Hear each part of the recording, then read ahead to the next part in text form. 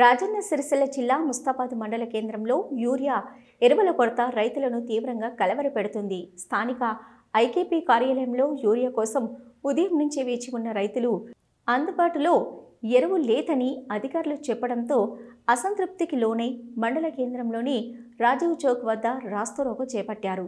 ఈ నిరసనకు మద్దతుగా స్థానిక బీఆర్ఎస్ పార్టీ నాయకులు కూడా వచ్చి రైతులకు వెంటనే యూరియా అందించాలి, అధికారులు జవాబు చెప్పాలి అంటూ నినాదాలు చేశారు.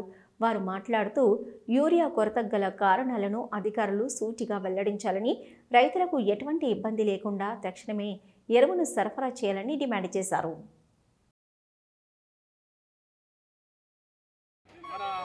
మండల రైతులు అందరూ ఇక్కడ యూరియా కోసం వచ్చి రాజీవ్ గాంధీ చౌక్ వద్ద ధర్నా చేయడం జరుగుతుంది.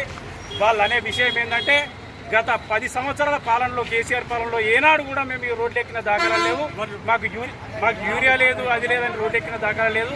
ఇప్పుడు వచ్చిన కాంగ్రెస్ పాలనలో రైతు రోడ్డెక్కి ఘోరమైన ఏడ్చే పరిస్థితి వస్తుంది. ఇప్పుడు ఏంటంటే మనిషికి ఆకలి అయితే అన్నం ఎట్లనో ఇప్పుడు వరి పంటకు కూడా ఇప్పుడు యూరియా అనేది ముఖ్యం. కాబట్టి ఇప్పుడు టైంకు యూరియా చల్లకపోతే పెట్టిన లాగోడి రైతులందరూ పెట్టిన లాగోడి మొత్తం మీద పడి అప్పుల పాలయ్యే పరిస్థితి ఉన్నది. కాబట్టి సకాలంలో మీరు యూరియా తీసుకొచ్చి అందరి రైతులకు ఇప్పించి మంచి చేయాలని మేము కోరుకుంటున్నాం. 15 రోజుల పోలే రోజు తిరిగి అన్నం తినలేక కొద్దిగా దాకా లైన్ పట్టినా మాకు టోకన్ వస్తలేదు, ఊరే సంచి వస్తలేదు. దొరికిన వాళ్ళకి దొరుకుతుంది, దొరకని వాళ్ళకి మొత్తానికి దొరుకుతలేదు.